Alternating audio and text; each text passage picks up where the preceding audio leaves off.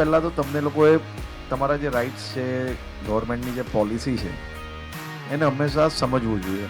તમે પોતે પૂરમાં ઉતરીને લોકોને મદદ કરી. મેં કોઈ તાલીમ તો ઓબ્વિયસલી હું કંઈ પ્લેયર નથી. પોલિટિશિયનમાં કઈ કેરેક્ટરિસ્ટિક બહુ ઇમ્પોર્ટન્ટ રોલ પ્લે કરે છે? પોલિટિક્સમાં સેવાગીરી હોવી બહુ મહત્વની છે. તમે કઈ પોઝિશન ઉપર તમે બેટિંગ કરવા ઉતરી શકશો? હું તો ઓપનર જ રહું અને ફ્રન્ટ ફૂટ પર જ હોઉં, પાછળ ફાવતું જ નથી. જેટલું ક્રિકેટમાં, ફૂટબોલમાં, દુનિયામાં જે પ્રકારે સપોર્ટ મળે છે એ પ્રકારે ગુજરાતમાં બધી જ ગેમ્સને જરૂરથી સપોર્ટ મળશે તેવું મારું માનવું છે પાક્કું. તો હું આપ સૌ લોકોનો ખૂબ ખૂબ આભાર માનું છું.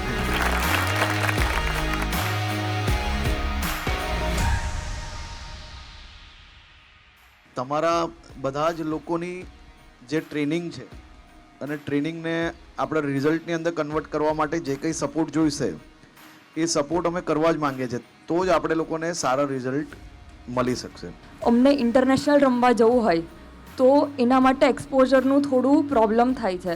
जो ट्रैक का रीन्यू क्यों हुआ था अभी तक सर वो रिपेयर नहीं हुआ, तो बस सर ट्रैक पूरा खत्म हो गया है. બધી ડીએલએસ મોસ્ટ ઓફલી સિન્થેટિક ગ્રાઉન્ડ થઈ ગયા છે. અમારે ત્યાં માટીનું જ છે. तो हमें पेरेंट्स क्वेश्चन करते हैं कि इसके आगे क्या, नेशनल खेल लिया उसके आगे क्या, तुम इंटरनेशनल जाने के लिए टाइम है, तुम इंटरनेशनल खेल नहीं रहे हो और नेशनल में भी मेडल आता है नहीं आता है कई बार, तो कुछ सिक्योरिटी नहीं है इसमें.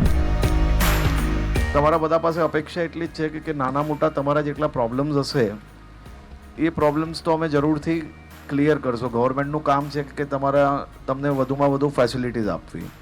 સૌથી પહેલાં તો તમને લોકોએ તમારા જે રાઇટ્સ છે, ગવર્મેન્ટની જે પોલિસી છે એને હંમેશા સમજવું જોઈએ.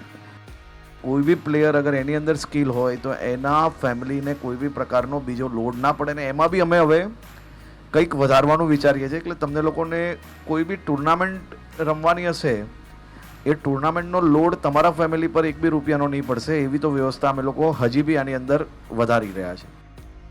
આપણે સૌ લોકો હમણાં જોઈ શકશો કે નહીં ખબર નહીં, પણ 10 વર્ષ પછીના પ્લેયર્સને તો જેટલું ક્રિકેટમાં, જેટલું લોન ટેનિસમાં, જેટલું ફૂટબોલમાં દુનિયામાં જે પ્રકારે સપોર્ટ મળે છે એ પ્રકારે ગુજરાતમાં બધી જ ગેમ્સને જરૂરથી સપોર્ટ મળશે તેવું મારું માનવું છે પાક્કું.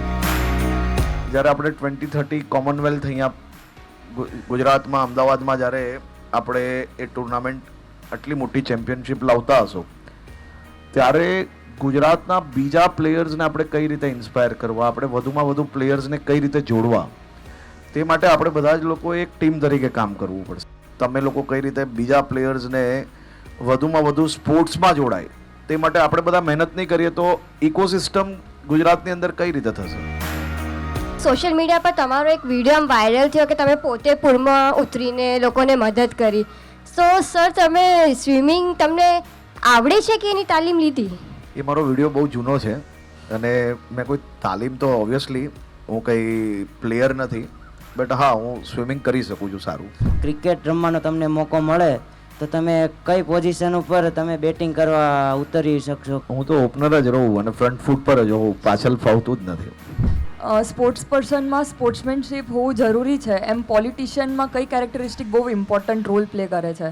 એમ હું એવું માનું છું કે પોલિટિક્સમાં સેવાગીરી હોવી બહુ મહત્વની છે. કારણ કે જ્યાર તક તમારા નેચરમાં સેવાગીરી ના હોય ત્યાર તક પોલિટિક્સ કોઈ કામનું નથી.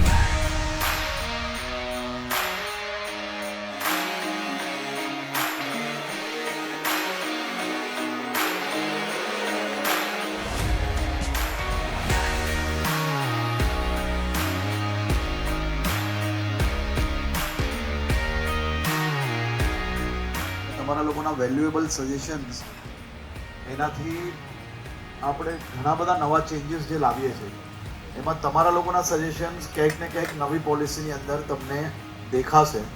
તો હું આપ સૌ લોકોનો ખૂબ ખૂબ આભાર માનું છું. Thank you.